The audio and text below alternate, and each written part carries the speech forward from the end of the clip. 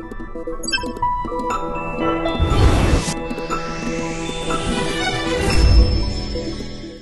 morning, Henley. Oh, no, guys, come one more time. Good morning, Henley. Good morning. Thank you for inviting me into your family and into your home. It's a great blessing for me to be here today and just to share with you.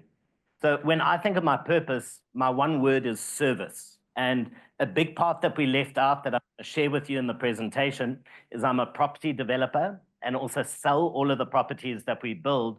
So whether I'm working on building a home, I'm serving the person who's going to move in.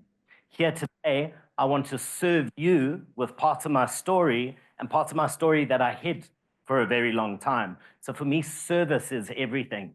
And I know if you're doing your MBA, it's so that you can supercharge your service, both in your companies, in your community, in your families. So it's just a big blessing to be here with you today. I manifest that it's going to be a sunny day after lunchtime. So I'm not going to take more time than what I need, because after this week, I'm sure we all want a little bit of sun. So February is the month of love, Valentine's Day. And initially, I was asked to speak about relationships. But I feel when it comes to relationships, and I'm actually putting my second book together called Thirsty for Love, how often we are so thirsty for love that we drink poison and expect that to satiate our thirst, and how we are creatures who repeat patterns. So childhood trauma from the past, we repeat as adults, which manifests into different ways. But I want to come back to the most important relationship that you will ever have, which is the relationship you have with yourself. So everything I write about in my book, Get Over It, is a tool set to improve the relationship you have which will influence and affect every single area of your life, your family life, your work life. The relationship that you have with yourself sets the tone for everything that you will experience. And just by a show of hands, who here has faced problems in their life? Any type of problem? Who's faced a problem? Okay, so it's every single one of us. What connects every single one of us in this room is that we have to go through painful situations. We have to face challenges and we have to face obstacles. The difference is the relationship that we have to those problems. Because sometimes we allow a problem to keep us stuck, and other times we look at a challenge, look at an obstacle, and we allow that to push us to the next level that we're supposed to get to. So with that said, who remembers hard lockdown? March 2020, when we were told we may not leave our homes, you can only go shop at certain times. And who felt a little bit of pain in that time? It was painful, right? We felt a little bit of pain. And it was painful because we were restricted. There was no progress. We felt like there was very little progress for most people. Evolutionary, we need to progress. We need to grow. It's in our DNA. We need to be moving forward. We need to be progressing towards a goal. And when we're not, when we're stagnant, it creates a lot of inner conflict and it creates a lot of pain. Now, the thing is, lockdown is long gone. And I remember I was one of the naughty kids. I'd message my friends and say, meet me in the aisle 5 at Woolworths at 4 o'clock. And that was like our quick 60-second catch-up before people would look at us and start shaking their finger. But hard lockdown is long gone. But as human beings, I believe that you still put yourself into hard lockdown in 3 areas. And those areas are when it comes to your thoughts, your feelings, and your actions. We put ourselves into hard lockdown. We inhibit our own ability to move forward, to progress, and to grow. And what I firmly believe is that you and you alone are your only stumbling block in life. Often we like to blame and complain. And I wrote this book 1 year after COVID and 1 year after lockdown because I was getting frustrated that people used COVID as an excuse to stay stuck. Because of COVID, that's why I'm moving forward. Because of COVID, that's why my business isn't growing. Because of COVID, it became this big excuse that people could use to hold on to. But those who didn't use it as an excuse were experiencing growth and moving forward. So when I wrote Get Over It, I wanted to take people and metaphorically shake them and go, if it's to be, it's up to me. If you want to move forward, no one's coming to rescue you. And the OVA method that I speak about, OVA, I mean, when I give talks at schools, the kids think I can't spell. They say it's OVER, but OVA stands for ownership, vision, and action. And the core teaching is in the book is that firstly, we've got to take ownership of our past, of where we've come from. We've got to look at that childhood trauma, the core wounds that we've carried with us for so long. Some of us might be in our 30s, our 40s, even 50s, but we've got stuff that happened when we were young that we're too scared to dig up, but it's still very present in our minds and in our feelings, and our thoughts and our feelings drive our actions and our behavior. So taking radical ownership is the first pillar in the OVA method. It's looking at all the situations where you're holding anger, resentment, guilt, and shame, clearing that out the way, because you can't love what you do, you can't love yourself, you can't love others, you're holding on to those feelings when it's becoming toxic in your soul. Only once we've taken ownership of our past and we've created a different story, a more empowering story, then we can move to crafting a vision. Vision is like your GPS. If I get in my car and I put my GPS on, it's not going to take me anywhere. What do I need to first do? I need to put in the destination. But some of us don't have a vision. We might have a vision for our career, but we lack vision for the other areas of our life. So our career might be going incredibly well, but family is falling apart. Our personal relationship with our body or our health is falling apart. So vision is very important because that becomes our compass that guides us where we're going. And then finally, A is for action. So ownership, looking at the past, vision for where you want to go to, and then action is what connects from where you are today to where you want to be tomorrow. And I did it specifically in this order because if I go to someone who's holding on to feelings from the past that make them feel undeserving, not enough, how big is their vision going to be? Small. Or if I say, go out there and take action towards whatever goal, you've got that little narrative that says, but I don't deserve it. So are you going to give it your all? No. So in this order, I just found this is how I was able to transform my own life. I'm going to start off by asking you, what is the purpose of our brain? What is the primary purpose of our brain? It's got many, but primary, what is your brain there to do?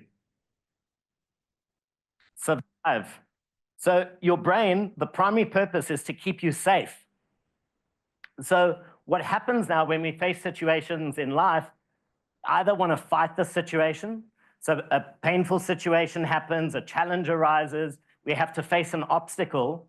First, our brain wants to fight it, doesn't want to accept that it's there. A fight with all our might. Or flight, we want to run away. So we don't want to deal with the situation, we want to run in the opposite direction, or we freeze and we don't know what to do. But I've got another favorite F word. Any of you know what that, hey, calm down, guys. It's a family-friendly session. My favorite F word is flow.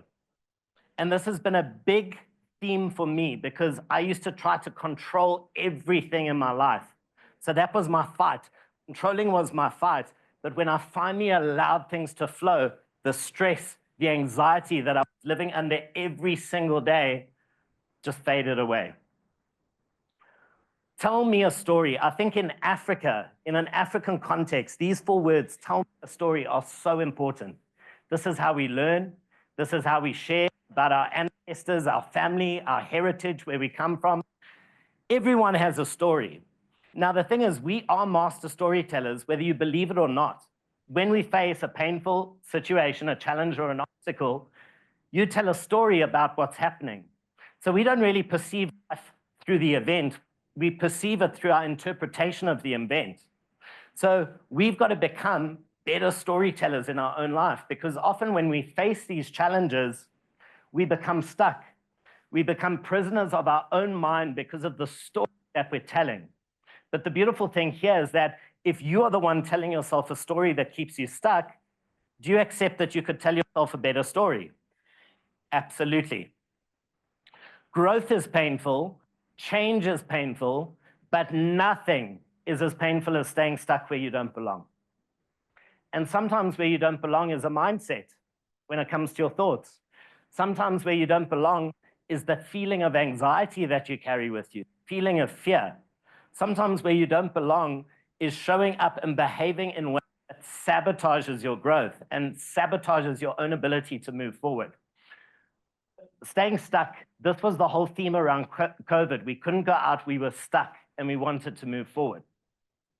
So this is me as a child. I was born into a very eccentric family, and I just want to give you a little bit of background of my own journey.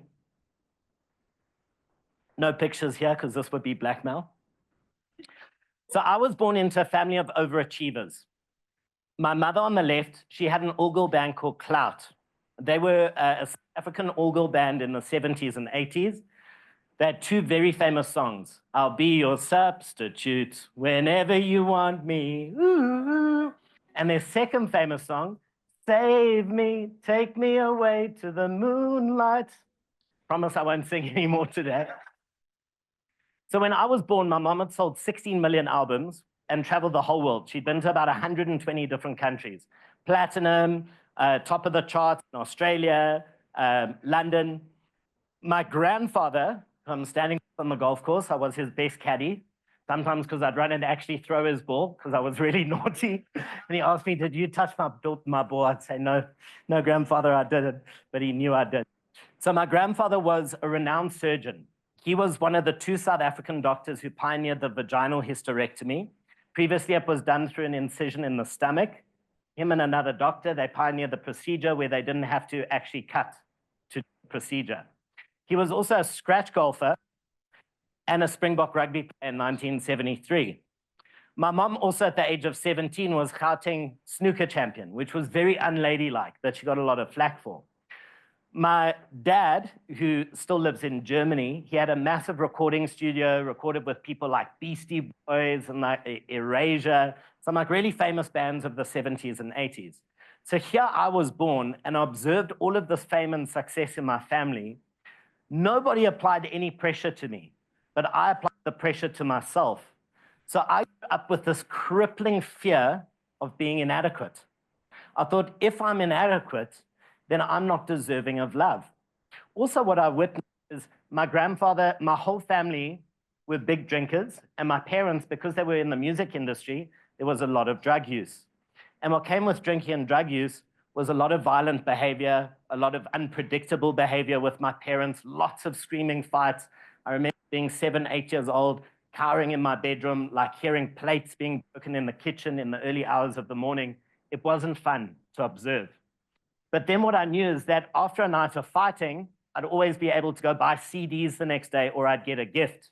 When I was with my grandfather and he got into a drunken rage, we'd get a bit of a hiding, but then he'd always lose at rummy and there'd be 100 Rand or 50 Rand. So I always got money in exchange for poor behavior.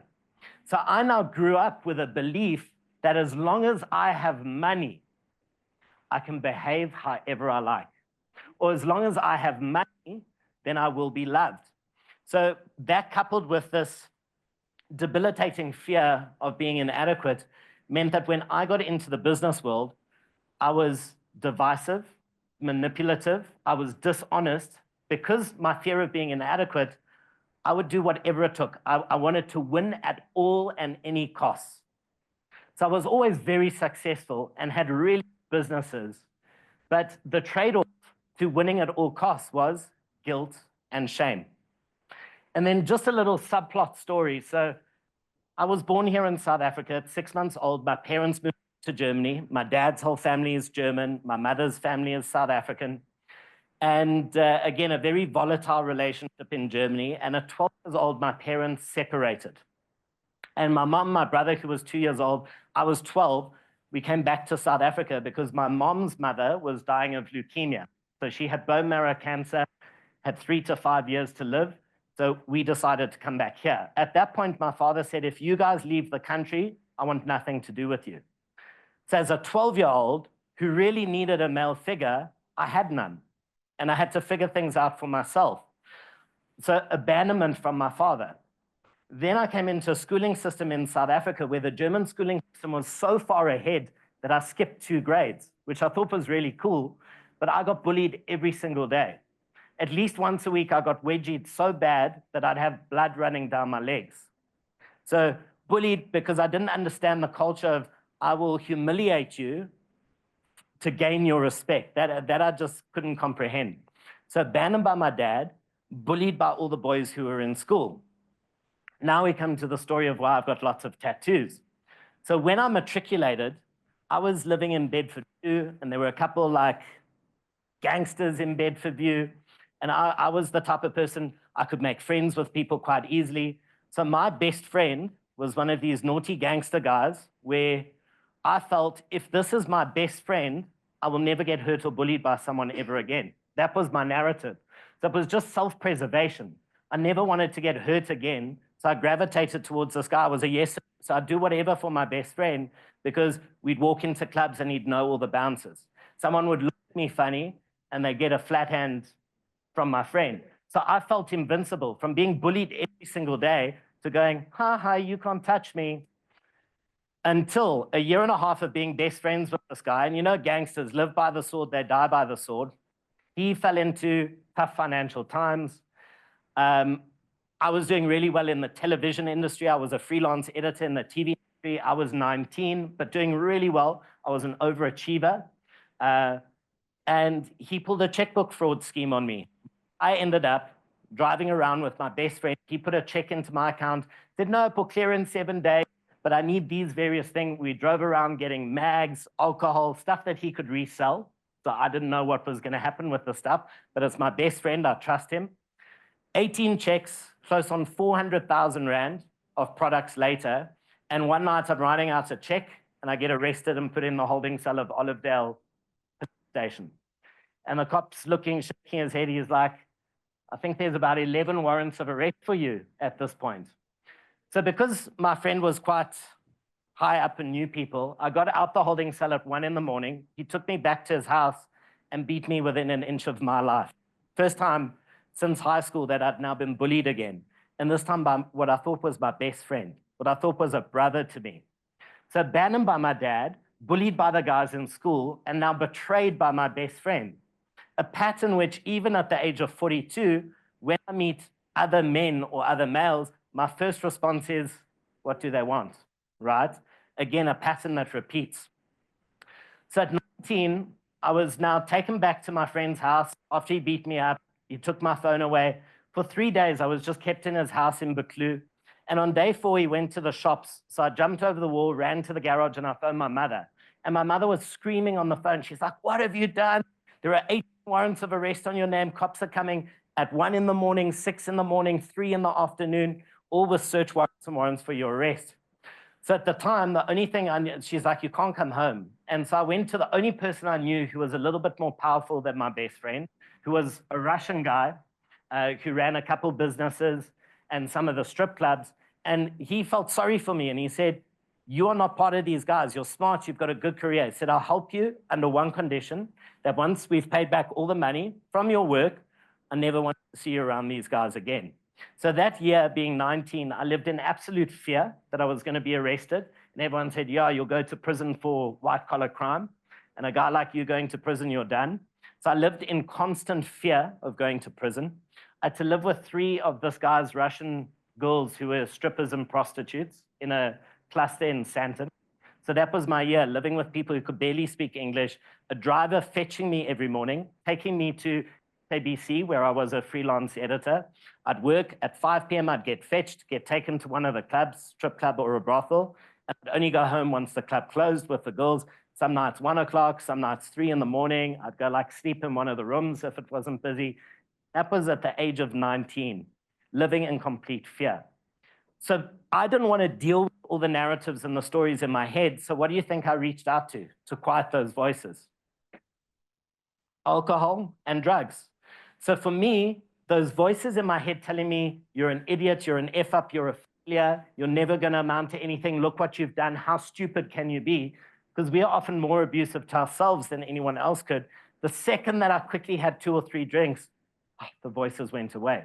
If I had a light cocaine, the voices went away. I didn't have to deal with myself. So what I was running away from, my flight, was running away from the voices in my own head and how I was treating myself. I've got to compress the whole story because this is like a 2-day full workshop and a whole book into 90 minutes with Q&A.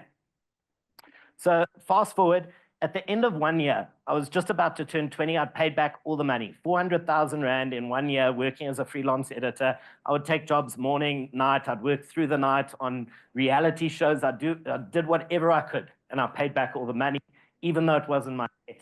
But I knew if I went to the cops, I would be dead, so I had to pay it off, even though it wasn't mine. So now I had a lot of anger and resentment too. So you've got this 20-year-old angry, resentful person who now just wants to prove a point to the world.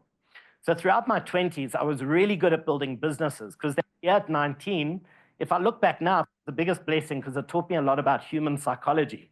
And it taught me what I actually was capable of doing. But now what I picked up is drinking and drugs, which followed me until the age of 33. And over my 20s, just to summarize, I understood that it's patterns that control our life.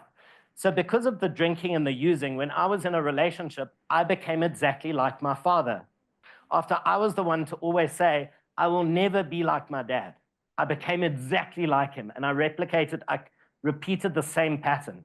So what would happen, I'd build a business, whether in Johannesburg at first, a post-production company. So I went to all the owners of the production houses, said, I'll rent you the equipment to do the editing. It was a great business. I was doing about 360, 400,000 turnover a month at 21 years old now. So tons of money to fuel my drinking and drug life. But now I felt like I'm not deserving of success. So I'd sabotage. And in 2-3 months, I'd destroy the business. I moved to Cape Town because I thought if I moved cities, then all of a sudden the drinking and the drug use would stop. Within 2 weeks, I had a dealer delivering to my front door in Sea Point. So doing a geographical didn't help because I was still stuck with myself. I'd build up another business, an ad agency. So I went from editing into digital agency, hit a 12 million turnover in my first year. Second year, hit a 20 million turnover. Again, that little voice inside, you're undeserving, you're not worthy, and you're not enough. So in 2 months of going drug binges, I'd sabotage and destroy the business. Wouldn't get back to clients. I once took a 400,000 Rand deposit for a job, disappeared for 6 days. It was a big insurance company's AGM.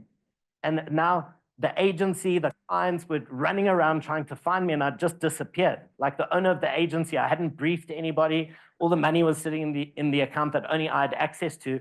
I just created so much trauma and so much damage every single time I self-destructed. And it was the same with relationships. I'd get into a relationship, and after 1 year, when that person really started loving me, I felt undeserving of love. So I'd sabotage. I'd go cheat or drink or relapse or just to self-destruct because of this narrative that said, you are undeserving, you're unworthy, you're not enough. At 33 was the first time I actually put up my hand and said the 3 words that are the hardest words to say for most people, but especially for a man, and especially in a South African context. What do you think those 3 words are? I need help. So for a man to say, I need help, to go against your own ego, and your ego is not your amigo, to say, I need help, was the biggest turning point in my life. There were lots of other situations. 22, 26, I tried to commit suicide. I was such a failure, I didn't do a good job because I'm here today. Good thing so. But at 26, I remember feeling so hopeless because I did not want to drink and I didn't want to use. But the second that those voices were in my head, I wouldn't know, I didn't have the tools, I didn't know what else to do. I was too scared to actually go face the pain. So just drinking and using was the better of the 2 evils that I thought at the time. So finally at 33 years old, when I took the deposit for this production job, went on a 6-day bender, on day 6, I woke up and it was at a friend of mine's place in Cape Town, not my friend anymore, and my little brother was there. So I was 33, my brother was 23, and he just looked at me, and I was, we'd gone through 40 grams of crystal meth, hat, coke, drinking nonstop, in and out of just blacking out and like coming back. And when I saw my brother's like, what are you doing? And because no one could get hold of me for 6 days, the agency, everyone was trying to call my mom, my family, just trying to track me down. And I just burst into tears. And that was the moment that my life changed, when I actually said, I need help. I can't do this by myself. So I was a typical narcissist in all my relationships because I had no sense of self-worth, but I had the hugely overinflated ego going, I'm the shit, because that's the only thing that kept me together. So for me to ask for somebody went against everything that my own soul was telling me to do. But that was the moment my life changed. So I went to rehab. I spent 4 months in an inpatient treatment center in the south coast of Durban at the Cedars. And that was like taking every self-help book and compressing it into 4 months of living it and dealing through all of my dysfunctions. And in those 4 months, it was actually talking to another human being. Twice in my addiction, I was molested by men because I was so hammered and out of it, taking ketamine where I like literally couldn't move, that I was molested twice. I could unpack my daddy issues, my mommy issues, my anger, my resentment, living with 50 other addicts and alcoholics who all had the same dysfunction as me. So I would share like my deepest, darkest story with my counselor, and he'd go, oh, cool. And he'd share his story, and I'd sit there and go, no way, someone else has gone through this. So just as an aside, if you have gone through any painful challenge in your life and you're keeping it to yourself, you're inhibiting the ability to actually touch another person with the way that you got through that story. So I came out on the other side, 4 months. I thought, okay, just 1 month. And then they said, no, you need more. 3 months in. But I was desperate. I was on my knees saying, tell me whatever I have to do, I will do. A lot of people go to rehab and they don't want to be there, but they've caused such a mess that they just want to disappear for a month while things sort themselves out. And then they've got no intention to stop drinking or using, because you have to be at that point where you are absolutely desperate and will do whatever it takes. And that's why the percentage, the recovery percentage is 2%. So of 50 people, 1 person who is in my rehab group will stay clean and sober for the rest of their lives. And I think it's just because I'm stubborn, I'm going to be that %. Any other stubborn people here? Thanks. So today, I'm now going into my 9th year being clean and sober. So I've just turned 42. Thank you. And I've got to speed up to get to the juicy parts. So I came out of rehab, and I remember having my exit interview. And when I was 17, you know, I'd been in content production, television, editing, went into the agency side, so digital agency, producing media for YouTube and Facebook. But from the age of 17, I'd always taken the Sunday Times, and I used to cut out the properties in the property pages. These big 20 million Bryanston properties and Hyde Park, and I'd stick them in a file. And I didn't even know why I was doing it, but your purpose leaves clues.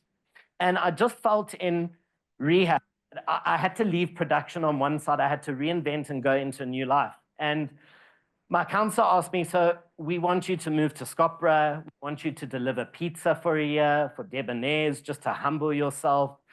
And I said, I can't do that. I said, I know what I want to do. And he said, what do you want to do? I said, I want to go and build a $1 billion turnover business in the luxury property space. And I remember I was so excited, and he looked at me and he said, that's your disease talking. It's grandiose. What makes you think that you can go and do that? And I said, but if I all of this passion and energy that I used to lie, to cover up my drinking, to cover up my drug use, do you think crack addict Keith wakes up on a Monday and he goes, oh, I've got no money for crack, let me go to bed? No, crack addict Keith will go and make a plan. And sometimes we've got to be more like Keith, where we actually just say, I'm going to make a plan. And I remember maybe hearing that I couldn't do it from somebody else made me want to do it even more. So I flew back to Joburg, January of 2017. I borrowed money from a mentor that I had, and I'd always built good relationships. So I had a mentor that I could go to, a restaurateur. I said I needed 50,000 Rand to get back on my feet. I signed up to the Virgin Active Classic at Melrose Arch, the most expensive gym. Now, I've just come out of rehab. I've got no job. I've got no money. The reason why I signed up at that gym is I knew I had to be around people that I wanted to be in and the people who were in property. And I only had a 2-month runway. Money was going to run out. Remember it was my 2nd month in February, this big burly man who I knew I'd done all my research. I used to sit and have breakfast there every morning. A guy called Steve Brooks, the CEO of Baldwin. And he, in a booming voice, and I'd rehearsed what I was going to say when I met him, he looked at me one morning and he said, so young man, what do you do? And I said, Steve, I make developers incredibly wealthy. And this very ego-driven, another narcissistic human being looked at me and went, oh, how do you do that? And I said, well, agents constantly want to sell you their land because they're incentivized because they're getting a commission. You've only got a very specific selection that you need. So I insert myself in the middle. You give me your shopping list. I deal with 100 pieces of land, and I only bring you the one opportunity that's going to work for you. Said, tomorrow morning, 10 a.m., Bullwin head office. I want to give you my shopping list. And by the end of March, I did my first, I found other agents. I didn't have my own stock. I now had Bullwin shopping lists. So I phoned every single agent that I possibly could. And I said, I'm hunting for land for Bullwin. This is what we're looking for. And there was one agent who for 3 years had been working on an assembly in Kalami, which happens today to be the Wiskin development for Bullwin. I took that, it was 24 farms that needed to be put together. It was a total of 324 million rand, which was the first land assembly that I did for Bullwin back in 2017. And from that deal, I went to the agent and I said, I only want 20% of your commission. I was underselling myself because I just wanted a foot in the door.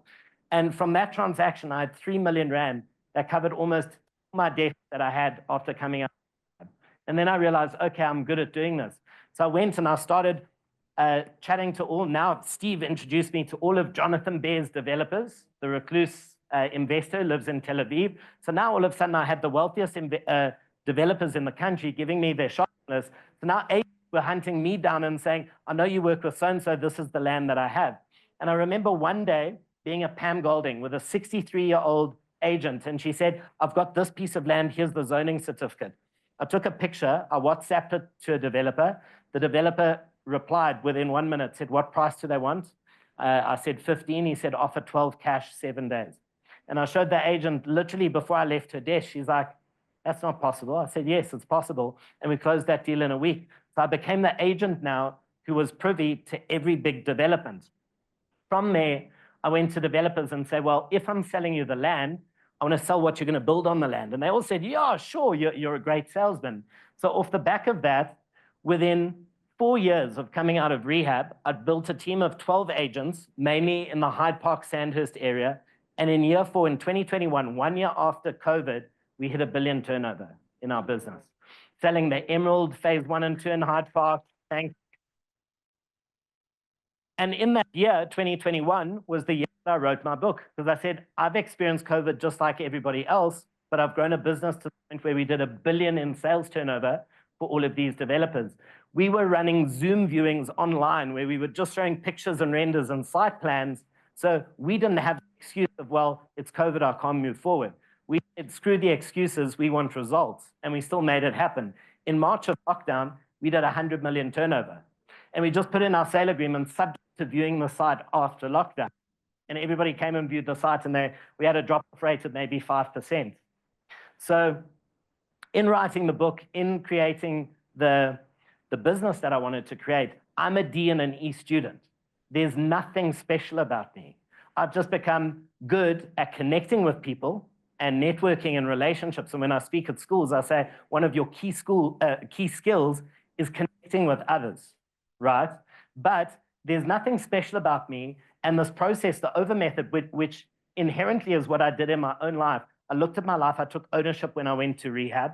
I knew where I wanted to go and what I wanted to do. And I showed up and I took massive action.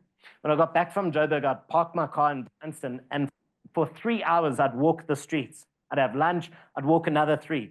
I was sunburnt by the end of the day, but I'd go and print flyers and just stick them under doors. 4 years later, I saw people calling me off that first flyer drop. But today, people leave varsity or school. They don't want to do the groundwork. There's entitlement that a lot of people have, which holds them back. Okay, so now I want to quickly speed up and go into the OVA method, now that you've got the backstory. And this I'm going to fly through, and then we'll do Q&A, because I really want enough time for you to ask any questions. So the O, ownership, is probably the most important pillar, and it's scary because it involves us looking at our past. But where I want to go back to is how our brain thinks in any situation. At our core, we are irrational because reasoning and emotions reside in different parts of the brain. What part of the brain do you think is triggered first?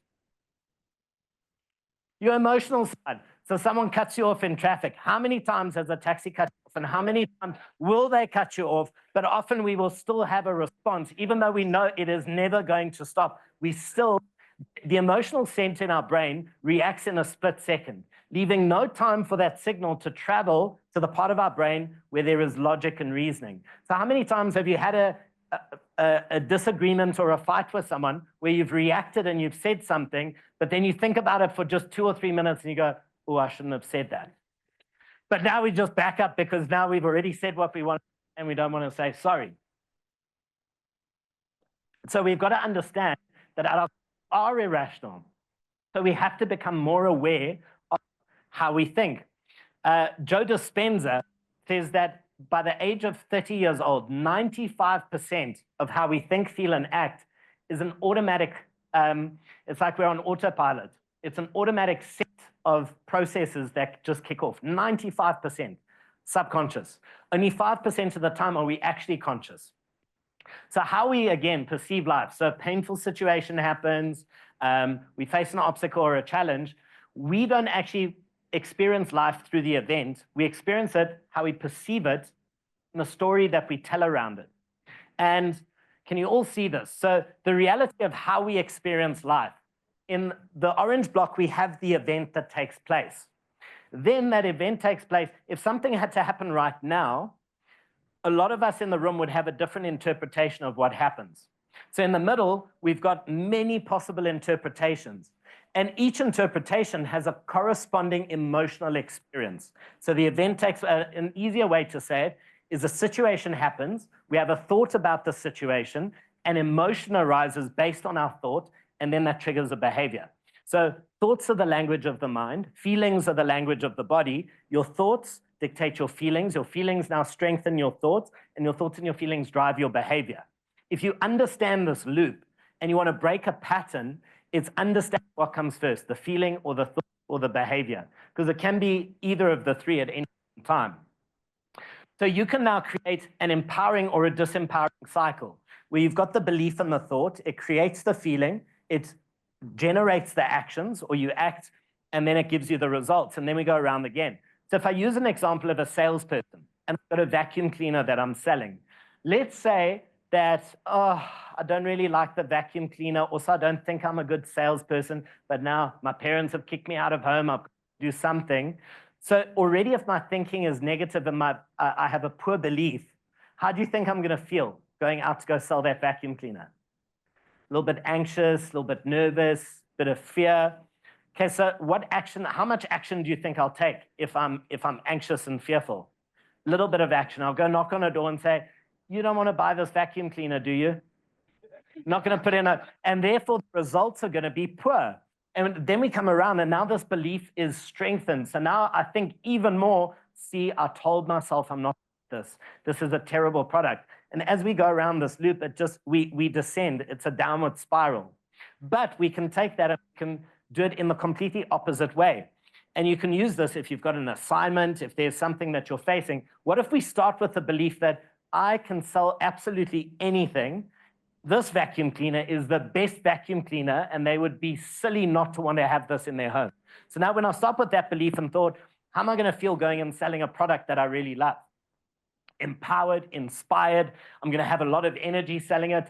So now I'm going to take a lot of action. I'm going to go knock on 100 doors and say, you have to have this product, da, da, da, da, da. And what are my results going to be? I'm going to get really good results. So as I go around the cycle, I get to the top and I go, see, it told you I'm a stud. So you just take that energy and it just amplifies. You get to decide in your thoughts immediately which way you're going to go with any situation in life. One thing that just highlights this is a little story. 2 twin boys were raised by an alcoholic father. One grew up to be an alcoholic. And when asked what happened, he said, I watched my father. The other grew up and never drank in his life and actually became incredibly successful. I inserted that. When he was asked what happened, he said, I watched my father. 2 boys, same dad, 2 different perspectives. Your perspective in life will determine your destination. It's weird how sometimes 2 people are in the same circumstances, but they turn out completely differently. It's because we have the power of choice. It's one of our most potent powers, because when a negative thought arises, we can choose whether we're going to allow that thought to run rampant, or we can choose to go, I see you, I hear you, but I'm actually not going to give you power. and we can choose a different thought. Another fable, a story that I really love, what's good or bad? There was a farmer, and this farmer had this prized horse. He only had one of these prized horses. And everybody in the village knew this horse was the most beautiful horse for miles. But one day, the farmer's son left the gate open and the horse ran away. And the neighbors came across and they went to the farmer. They said, "This is so bad. That's terrible news." And the farmer, being a wise man, he said, "Who knows whether this is good or whether this is bad?" A week went by, no sight of the horse. But on day 8, the horse returned to the farm. And in amazement, there was a dozen wild horses who followed his horse back home. So now the neighbors ran across. They said, "Wow, this is so good. You must be blessed." And the farmer looked at him and said, "Who knows whether this is good or bad?" The next day, the son was in the field and he was feeding all these wild horses. Having seen humans, one of the wild horses got a fright and kicked out and broke the farmer's son's leg. Now the farmer's son is lying at home. He's bandaged up, got a broken leg. Again, neighbors come past. They say, "Oh, this is so bad." And the farmer looks at them and says, "Who knows whether this is good or bad?" The following week, the country went to war. And every able man was now come and join the army. And it was a brutal war, and a lot of the young men died. But because of his broken leg, the farmer's son did not go to fight in the war. Again, the neighbors came and said, "You are so blessed. How good is your fortune?" And the farmer said, "Who knows what is good or bad?" William Shakespeare, you know where I'm going with this, there is nothing either good or bad, but thinking makes it so. It is your own thinking. It is your own perspective that takes any situation in life and makes it good or bad. If I never went through addiction and alcoholism, if I never got bullied, if I never had that friend who betrayed me, do you think I'd be here today? Absolutely not. As I've gone through life, part of my taking ownership was looking at every single situation I've ever been through and going, what a blessing. It's all about shifting your perspective and telling a new story. And sometimes this has to happen like in an instant. Like sometimes if a normal car, like let's say a big BMW cuts me off, I need to go, "Oh, shame. Maybe, you know, their dog needs to go to the vet. Maybe something's happened at school." And it doesn't matter if the narrative is a false narrative, but the key is, how is it going to make me feel? Do I want to become that angry person in the car because someone cut me off and I get to work, I swear at my coworker, I get home, I kick my dog because now my anger has become a state? Or do I just want to imagine that, wow, something must be happening? Or when it's a taxi going, here's 16 people who really need to get to work, who make the economy work while I'm at home, I know that everything is getting taken care of. It's an attitude to go, will I let that moment affect my own? How much power do you really have? You have power when you don't allow what other people do to affect how you think and how you feel. That's real power. So in that moment, I'm going to do all questions at the end. So keep your questions down. So when we choose the most empowering narrative, this is the key, because there are many narratives. There's a narrative that will make you indifferent, a narrative that will make you angry. But if there is a narrative that makes you happy, why would we not choose that narrative? I say to friends all the time when they say, "My partner upset me, they did A, B, and C." And I said, "But don't you think they're going through a hard time? And maybe they did that because they themselves are hurting right now." And when you shift the perspective, if you can let go of that anger, it's a different experience. So it's all about pausing in the moment, because we pause so that our emotional side of the brain can't have that first reaction. And it's training yourself, no matter what happens, go, pause. And in that pause, you can ask yourself real quality questions, which have saved me time and time again. Why am I feeling this way? Is this a trigger from my past? And who do I want to be in this moment? I had, 4 years ago, I'd been with a partner for a year, and they cheated on me. When they went overseas on a family holiday, turned out she cheated. She spent the whole week with somebody else overseas. And in that moment when she told me, a week after coming back home, I had a decision to make. I said, I've just written a book telling people how to take control of their thoughts and feelings. I'm like, am I going to walk my talk? And we were driving home from a function, because she told me at this function, and we drove home, and I said, I just want to think. Now, the thoughts in my head were still there of, how dare you do this to me? poor me, I've been betrayed again. All of these thoughts were there, but I didn't need to give them power. And when we got home, we went into the kitchen and we were making tea, and I turned around and I said, give me at me, just come clean that she cheated on me, burst into tears, and I just hugged this person and I said, at 25 and 26, when I was stuck in my alcoholism and addiction, I cheated on others. So who am I to stand here and judge you? I know that you're going through your own stuff. I had to take the high ground, and I actually had to walk the talk. And I said, look, we can't be together because there's been a betrayal of trust, and we're already in pain. We don't have to suffer. And what happened, that person, Jade, is actually one of my best friends, and she does interior design. I taught her interior design. She does interiors for like a lot of our 20 million plus homes in Hyde Park and Sandhurst. And we have such an unshakable friendship because she herself was going through alcoholism and addiction before coming into my life. And I said, if I can forgive you, you need to forgive yourself. Because otherwise she was just going to use it as another reason just to descend into drinking and drug use. See, I'm a horrible person. I cheat on all my partners. I'm undeserving and unworthy. And because I'd sorted it out in my own life, I could now help another person to get to a point of self-acceptance and self-forgiveness. And Jade today she's 3 years clean and sober. So from my behavior and not being the type of person who can now take her stuff, throw it out, get out my house, go whatever expletives were going to come out. Instead, I went to bed that night and I looked in the mirror and I went, okay, just for me, I actually feel proud now of going and giving talks and having a book out there because I've walked the talk. In a moment where everybody would have expected me to act differently, I asked myself, who do I want to be? And that changed my whole reaction. So it's mindfulness that just creates the space. So mindfulness to go, how do you want to respond? How do you want to act? One thing that I learned in rehab, there was a 70-year-old man who was like the guru, who came and spoke to us for an hour every morning. And he shared this profound sentence that no matter what you've gone through in your life, and no matter what you're still going to go through, it is the perfect experience you need to have. And now imagine if every single situation you face, you went, this is the perfect experience I need to face. Has anybody heard of Alison's story?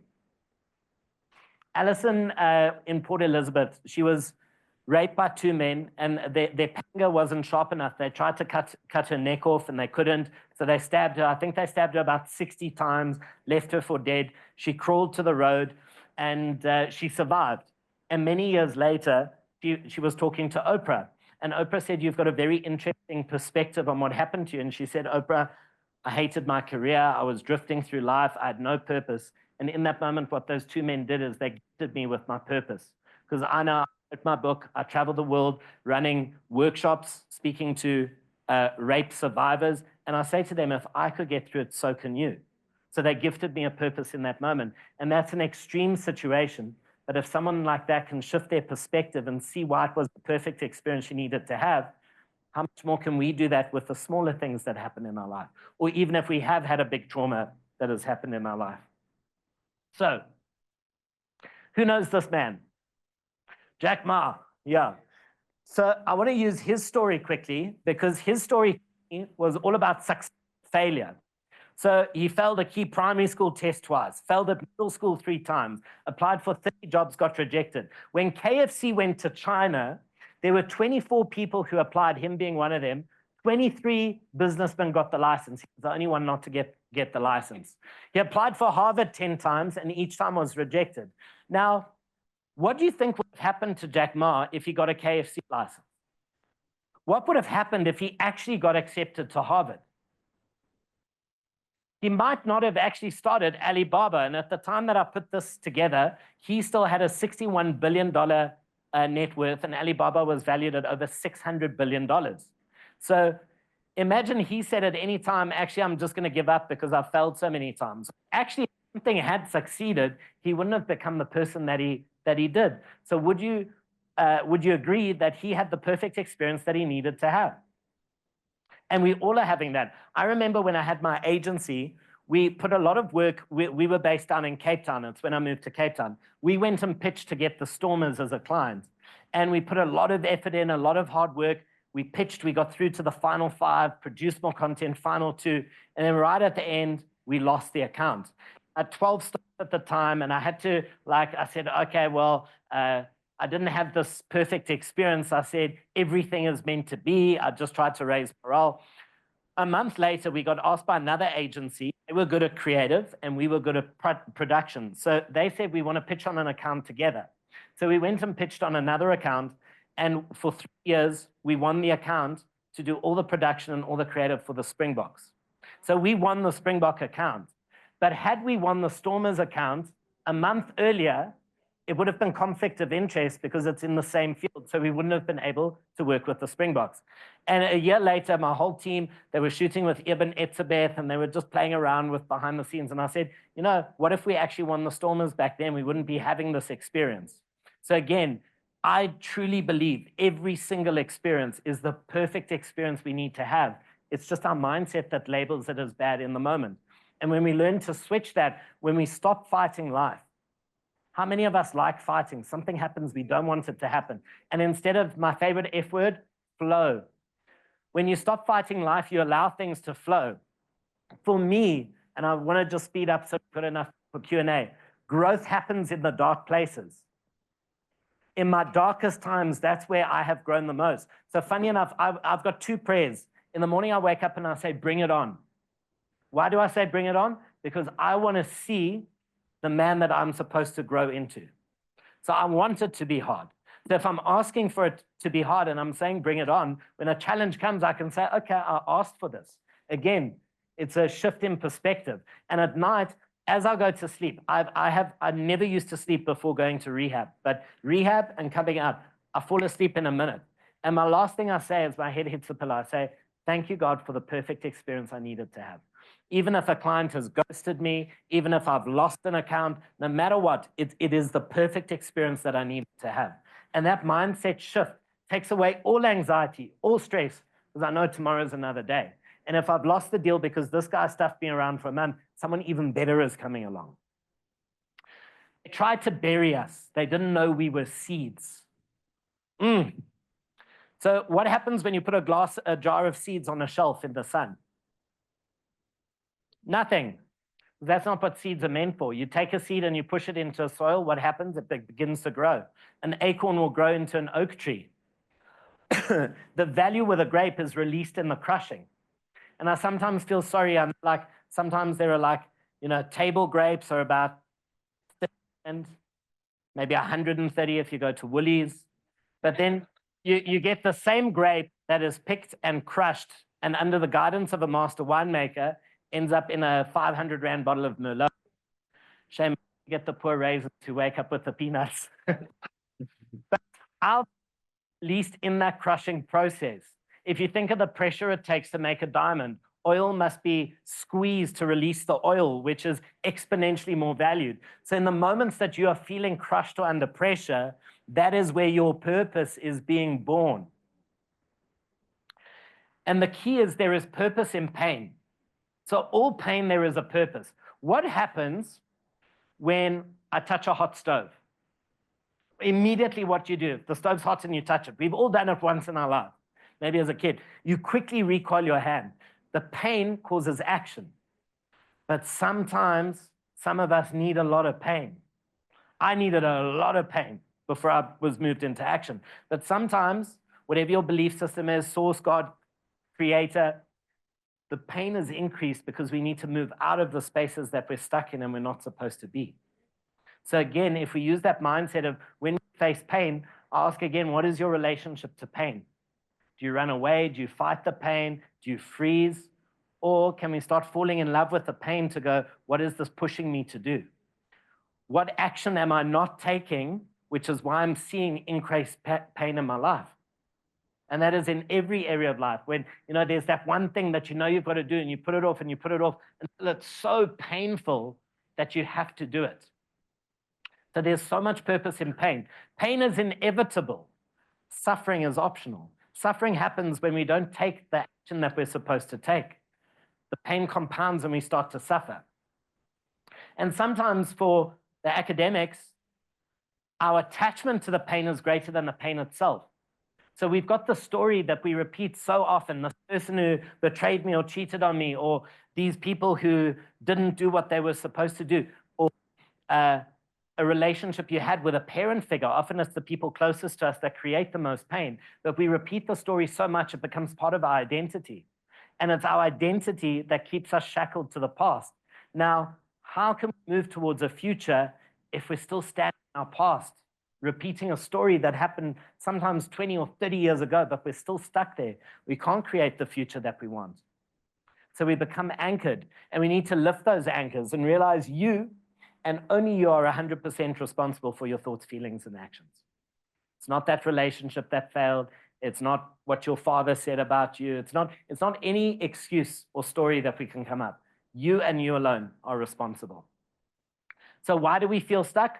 Oftentimes, it is childhood trauma and core wounds. I turned to drugs and alcohol. I did not want to deal with the fact that I was abandoned by my dad. At 22, I was the breadwinner in my family. I was looking at my mom and my brother, because even though she was super famous in the music space, their manager completely screwed them out of all their money. So while he's living on a yacht in Seychelles, the girls in the band signed away all their rights at the airport. They were leaving on their first worldwide tour, and he's like, just need you guys to sign your contracts or we can't leave. And all these girls being 17, 18 just signed their contracts, and lifetime royalties went to the manager. So I ended up looking after my mom, which is a blessing, but there was resentment there too. I didn't have a dad. Now I became the parent to my mom. Where's my safe space? Where's space for me to be vulnerable or to feel? I had to grow up very quickly, and that created a lot of resentment. And childhood trauma and core wounds, they manifest in different areas. Abandonment, abuse, all forms of abuse, physical, emotional, betrayal and rejection, and even disapproval. And interestingly, in Thirsty for Love, I paint a picture how for a woman, let's just say you had a father who was hard on you. He wanted you to get A's. He wanted you to be in the A team. He wanted you to get the marks and results. From him, it wasn't malicious. It was coming from a place of love. But the pattern that he set up in your brain on a subconscious level is you have to work to be deserving of my love. Now, fast forward, 20, 30-year-old, that same woman, and a nice guy comes along and goes like, wow, I think you're amazing. I adore you. And that person gets friend-zoned because it's not the same pattern that happened with the dad. But a narcissist comes and makes one comment, makes you feel insecure, and the chemistry is through the roof because now your brain relates to the same pattern. Oh, I've got to work for his love. It's the same way I had to work for my dad's love. I've got to prove to this person that I'm good enough. So can you see how these patterns play havoc when we don't deal with them? Because a lot of times what these childhood traumas lead to is a prison, but the prison of anger and resentment. So anger and resentment, in my book, I break all of this, every single chapter, 47 chapters, has homework and self-observation, writing exercise. I go into immense detail around anger and resentment and guilt and shame. Anger and resentment is outward. It's like drinking poison and expecting the other person to die. And the more we hold on to anger and resentment and guilt and shame, it cuts us off from the ability to love ourselves, love what we do, love other people around us. Everything is a form of love. Serving is a love. Whatever you're doing in your career is a form of love. Also, we pick up insecurities, self-hatred, and perfectionism, which I'll get to shortly. It all comes down to a feeling of not being enough. And this is why ownership is so important, because if I feel I'm not enough, I'm not going to have a big vision for my life, and I'm not going to feel like I'm worthy of going and taking a lot of action. And the feeling of not being enough, Tony Robbins says, the ultimate fear is the fear of not being loved. So when we feel like we're not enough, that is triggering our deepest fear. And the whole thing is to let it go. But letting it go, it's not like you just shake your hand and the problems kind of fall off, right? Letting go for me has become this journey of growth. It's become this journey of awareness, self-observation, going back to those situations and now reframing them. Because you are the master storyteller of your life.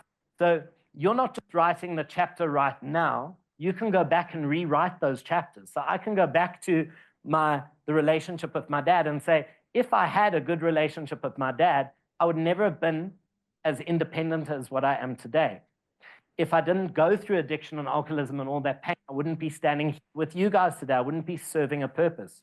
So we can go back and rewrite. And in the book, I've got a lot of exercises going back to that experience and rewriting the narrative in a way that empowers you, that doesn't keep you anchored, but pushes you forward, where you can use it as rocket fuel.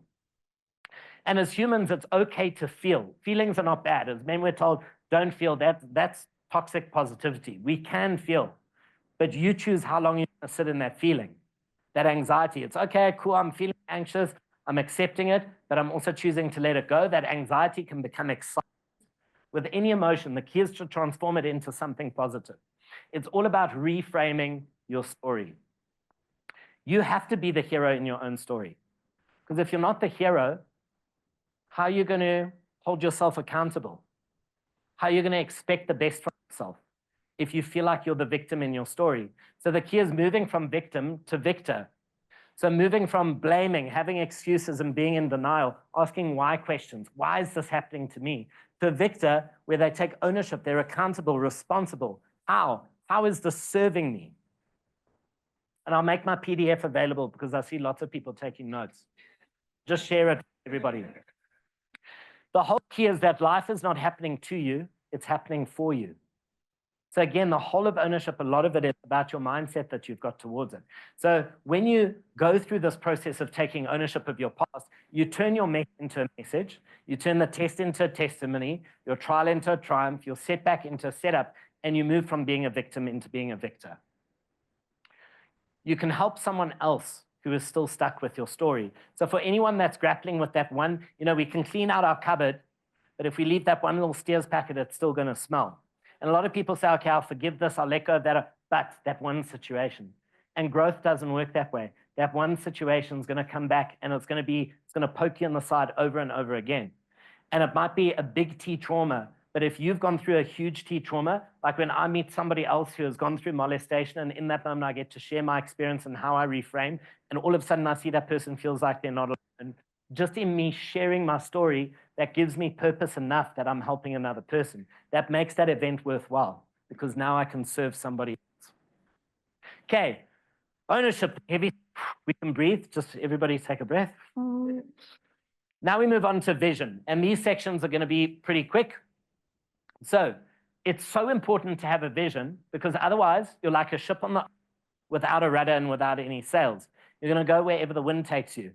And it's amazing because when I ask people, what do you want for your life? You know what a lot of people tell me? What they don't want. And what we focus on, we're going to attract. So if you constantly know what you don't want, you're actually going to attract more of what you actually don't want. Your GPS needs a destination. You need to tell it where you're going. Also, who are you? Who do you want to be? One of the most important questions, who do I want to be as a person? Every year I go, what version of myself do I want to step into? And the nice thing, if I say I want to be more caring, I want to be more accountable, more this discipline, there's no reason for me not being that person right now. And I love a philosopher said, you're not obligated to be the same person you were just 5 minutes ago. So you can choose when you want to make that change. And you don't have to be the person you were last year, the year before. I'm not that addict alcoholic anymore. Actually, for me, in my recovery, now being 9 years clean and sober, when I went to the meetings, we've all got different learning types, but when I went to the meetings, I felt it was the AA felt very heavy. A lot of people were talking about their challenges and just for today, which made me feel like, okay, it's forever. But for me, I was like, I don't identify as someone who drinks or uses anymore. My identity has changed. So for me, it's not about just for today, because I've made that decision that it's my identity that for the rest of my life, I don't drink, right? I chose that was going to be the person that I want to show up as. So you've got to ask yourself, who do you want to be? And it's got to be authentic. It can't be, who does my wife want me to be? Who does my family want me to be? Who do my parents want me to be? Because often you find, and for the young guys specifically at school talks, I say, why do you want to be a lawyer? Is it because your dad's a lawyer and it's going to make him happy? What's going to make you happy? Because often what happens, we go study something just because we feel pressure from our parents. We hit our 30s and have a life crisis because now we're a brilliant doctor or we're a good attorney or a great engineer. Actually, it's not part of our passion. So we're doing something, it's a job. We're just over broke doing something that we actually feel no passion for. So being authentic to who you want to be. really believe there's only two people you need to make proud. Who do you think those are? Your 80-year-old self and your 80-year-old self. Those are the two people that you've got to make proud. Clarity is power. So getting clear in terms of what you want. Again, Tony Robbins' big thing on all of his courses, they take 4 or 5 days, is they get absolutely clear on what the person wants. You need to know what you want in every area of life. Who do you want to be? What do you want to experience? What impact and contribution do you want? And when I run the workshops, there's a lot of activities that we do around this. One of my favorite analogies is looking at your life like a pizza. And you've got so many different areas: your career, money, health, family, friends, romance, hobbies, education, growth, service, faith, fun.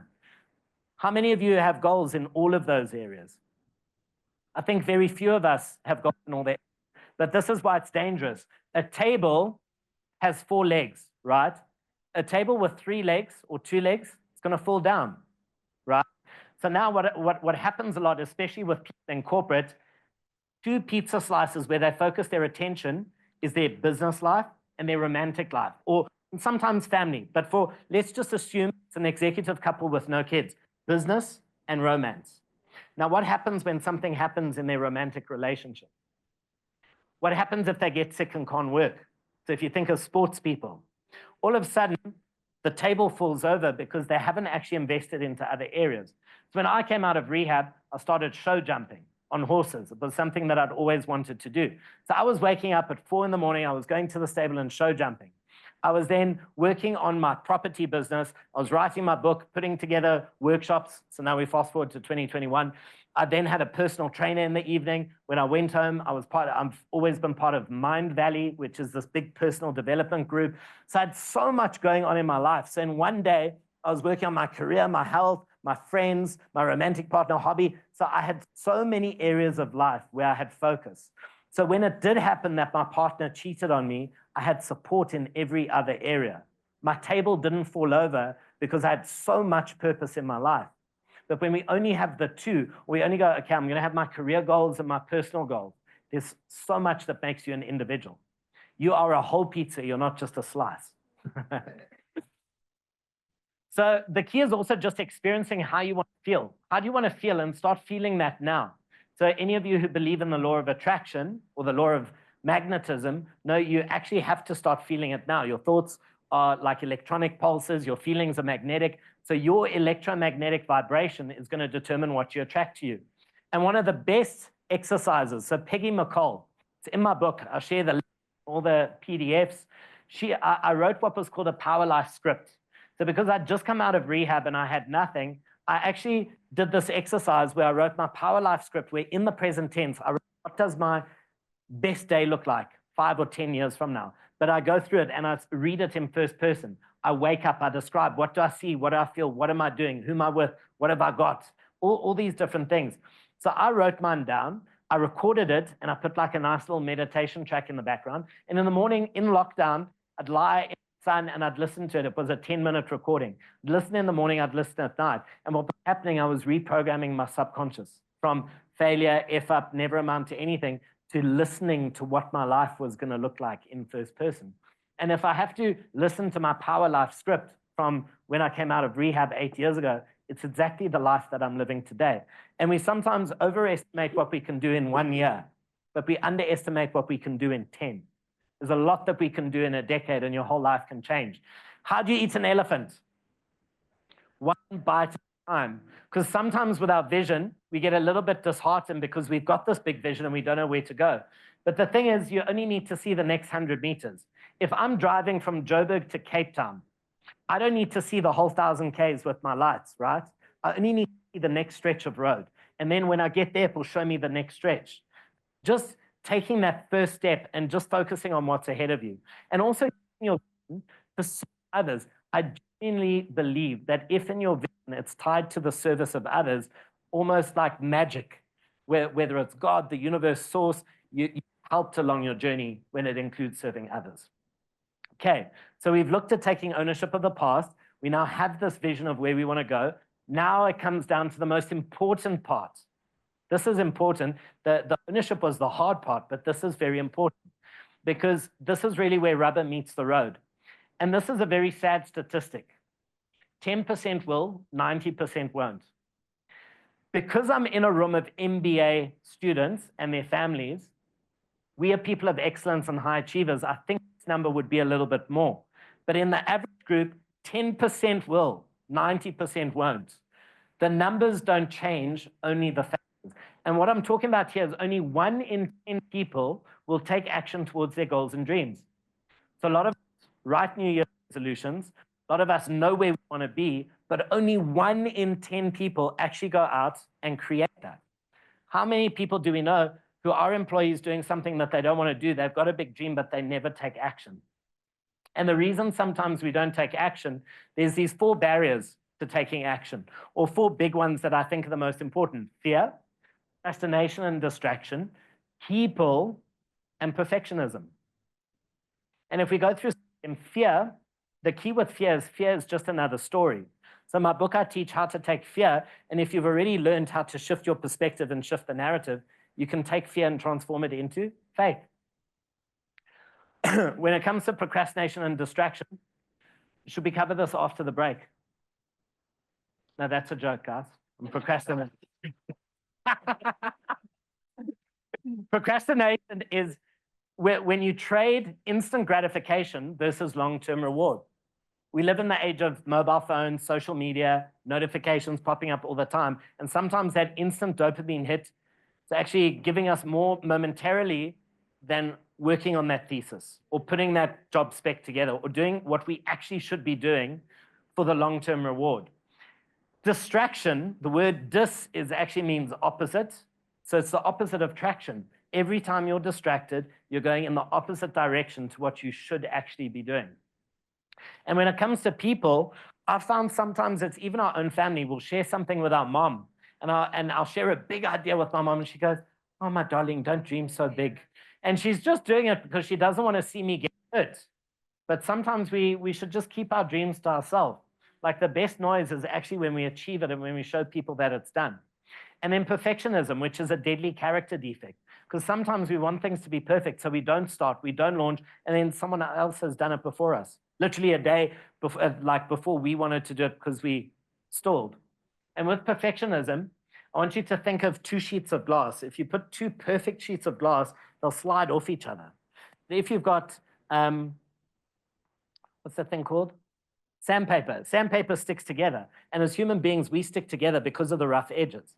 You've related much more to my stories or the stories of hardship than you would of any of perfection. So if someone stands up and says, "I've achieved this, this, and that," okay, cool. But when someone really shares what they've gone through, all of a sudden you bond. And in the property space, where people are spending 20, sometimes 50 million plus, I find that it's my relationship with them that makes the difference.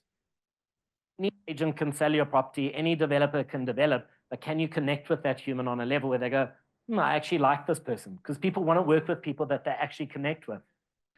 So sandpaper together, perfectionism. Have you heard of beta testing with software? Software is advancing so quick that they put out a beta version where it's still got bugs, but the bugs get fixed on the way. So I don't want you to wait. If you've got that idea, if there's something that you want to do, perfectionism is going to prevent it from actually seeing the light of day. Discipline when it comes to taking action. This is something for me that was life-changing, purely based on discipline. How to capture the energy and move into action. This builds your self-worth and value more than anything else. More than anything else. Because we break down our self-worth is how we speak to ourselves and how we show up for ourselves and how we position ourselves relating to other people. That's what affects our self-worth. So the key with discipline is everything matters. Because how you do anything is how you do everything. And sometimes we go, okay, if I've got to report to my boss or I'm accountable to people, then I'm going to make sure I'm disciplined. But at home, if I've said I'm going to go walk around the block, or I'm going to get to gym, or I'm not going to order Uber Eats, and I'm actually going to make something healthy, it's just myself that I'm letting down. But the thing is, everything matters. And when it comes to personal integrity, I really think that the majority of us, we lie to ourselves every day. And what we reinforce is an image of a person who is incapable on a subconscious level. And I just want to ask, just be honest. Who hits the snooze button? Who hits the snooze button? Okay, a lot of us, right? I this morning hit the snooze button, so I'm guilty today. But here's what happens if we set this up and it becomes a habit. You've made a promise to yourself, and this with the school kids lands really well with the grade 8s, but it's equally important for us. You're making a promise to yourself when you set your alarm that I'm going to wake up at a specific time in the morning. Now, as that alarm goes off and I hit snooze, what do you think I've just done? I've broken a promise to myself. And it's maybe not conscious, because I can say, no, I set 4 alarms so I can have 3 snoozes, or, well, I do it half an hour. But that's justification on a conscious level. Your subconscious only goes, he made a promise and he didn't stand up to that promise. That's all your subconscious sees. So then when you've got a big decision to make or a bigger responsibility, your subconscious is now in conflict because it doesn't think you're going to be able to do it. So it doesn't put you in that situation. It's all about, with building up discipline, you've got to start small. I love this quote: Rome wasn't built in a day. Bet you they were laying bricks every hour. Little by little, a little adds up to become a lot. And I've got just a little demonstration of this, the power of 1 cent decisions in your life. So if I've back, and let's say I've got 3 million rand in my bag, and you can have this bag right now with 3 million rand, or I'm going to give you 1 cent, but I'm going to double that 1 cent every day. Who wants the bag? Who wants the 3 million now? Okay, yeah, 3 million, good, because you're probably an investor and you'll double it in the next couple of days. But so most people would say, I want the 3 million. It's the instant gratification.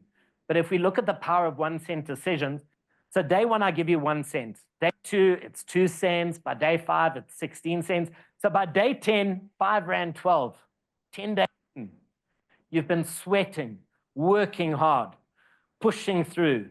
You didn't take instant gratification. You're working towards the long tail, but now you've only got 5 rand 12 cents. Who feels at this point they should have maybe taken the bag of the 3 million, right? We start to get a little bit disillusioned. Now, day 15, we're only on 163 rand. The person who took the 3 million, they've bought a car, half an apartment in Sandton. And by day 20, we're only sitting on 5,200 rand. And this is the thing in life. Most people quit on day 20. Doesn't matter what we start. On day 20, a lot of people quit. We go to the gym, we go back home, we look, if there's no change, after 20 days, we start losing the vibe, we start losing the excitement. But with anything in life, your results come in the long tail. It's through dedication, commitment, sticking to the plan that you see the magic. Because if we go further, by day 25, we're only sitting on 167,000 rand. By day 29, we haven't even made the 3 million rand yet. We're sitting on 2.6. But day 30, all of a sudden, because we're doubling, we overshoot and we're sitting on 5.3. And on day 31, for a whole month, we're sitting on 10.7. We're now almost more than 3 times more than what we would have had on day 1. But how many of you would quit on day 20 if you're not seeing the results? And this was the thing for me, like property. I was lucky that I think luck and timing and just being very ballsy at the time with Steve Brooks, like actually got me a win quite early. But a lot of people are in property for a year and they don't earn. Then they break through. Then people know them. Now, all of a sudden, for me, I don't have to work very hard anymore. Because I've got a name and a reputation now, I can be sitting at the gym having breakfast at 9 o'clock, and a client will call me and say, hey, you built a house for Trevor. I've got a budget of 25. This is what I'm looking for. I don't have to work hard anymore because I went through this long haul. I'm now 9 years in of like years of walking the streets and grinding, and sometimes like 1 in the morning, like putting presentations together, so that now by year 9, again, that decade of hard work to become a master at anything that you do, and now the results become much easier. But imagine if I quit. Imagine if I gave up. So many of us don't get to see the magic because we quit just while it's in front of us. So when should you act? If you have an idea, when the idea is hot. So if you've got anything that you've taken out today, you should go home and you should put something in your calendar to do something today and immediately start doing something on Monday. Because what happens, you've got the law of diminishing intent. So it's almost like Nando's, right? Where you've got extra hot. I've actually only seen a Chinese person order extra hot. I tried it once and I almost died. But like when you've got the idea, if you do something today, it's extra hot momentum. If you wait a week, it's now staying still on hot, but it's bordering on mild. In a month from now, it's lemon and herb. And in 2 months, you've forgotten what you wanted to do in the first place. That's how New Year's resolutions work, right? So when you do something in the moment, if you take one thing out of today, that's just buying the book so that you can go through the exercises. Do one thing today that's going to honor yourself. And we're constantly, I'm going to wrap up now, but for me, it's the fight between comfort and calling. You don't think there are days I get home where I've got stuff to do, but I actually feel like watching an episode of The Good Doctor, or the new season of Suits or Billions has come out. But we've got to choose between comfort or calling. And Grant Cardone says, pay the price today so you can pay any price tomorrow. And I've got two examples just of how pain and pleasure, we are driven as humans. Again, our brain causes a lot of dysfunction. So we're irrational. Our brain seeks pleasure and it wants to avoid pain. So last stories, I really wanted to have a cold shower because Tony Robbins talks about ice baths. I know it's good for me.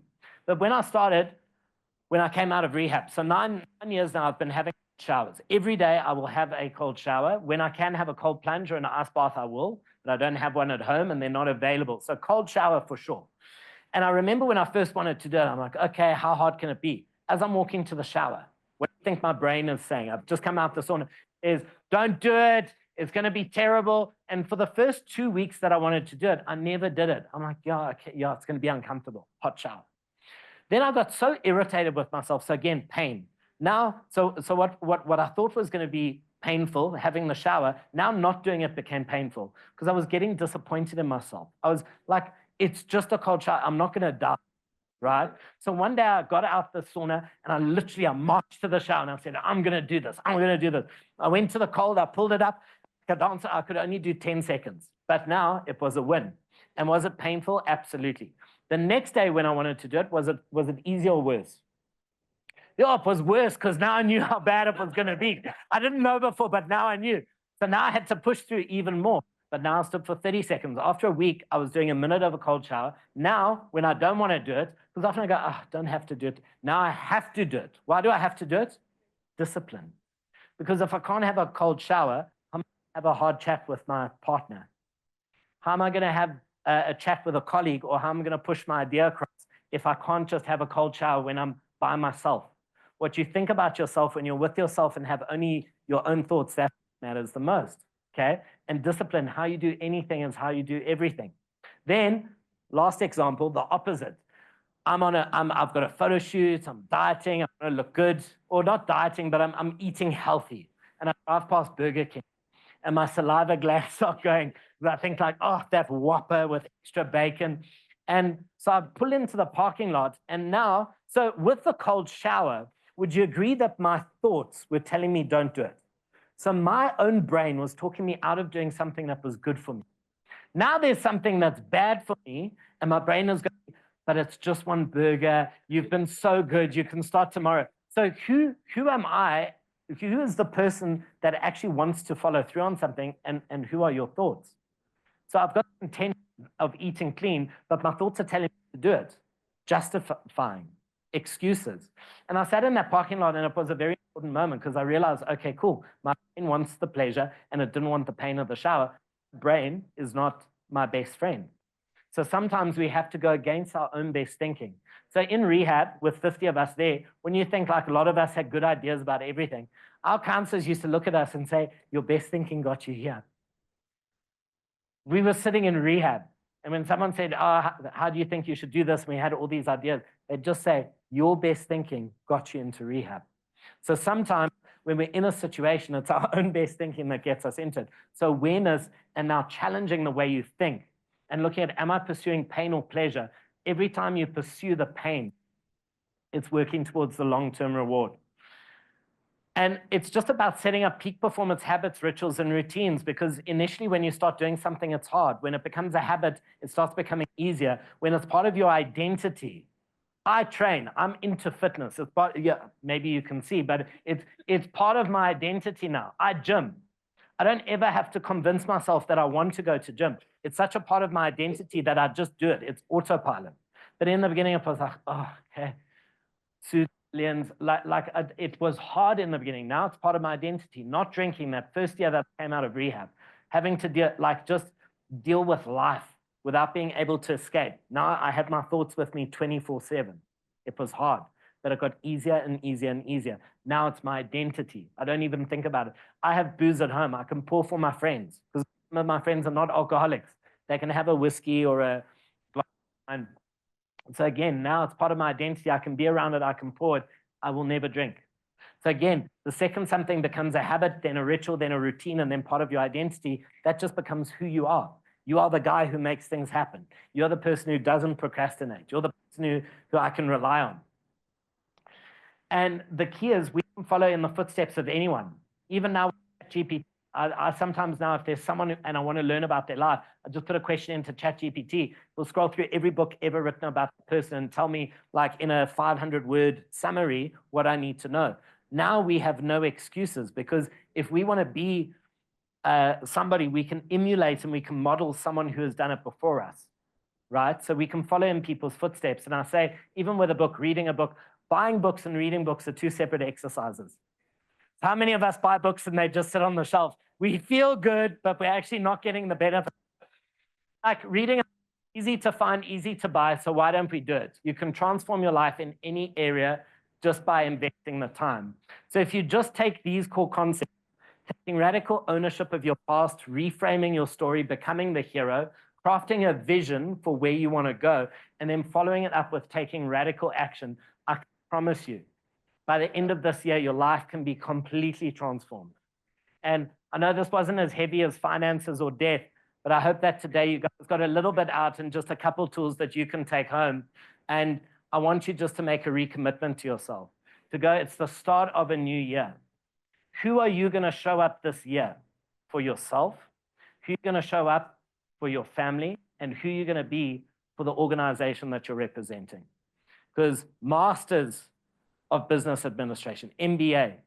So you're all going to be masters of life and masters of how you conduct yourselves in every single area. Thanks, guys. I know we've run over time, but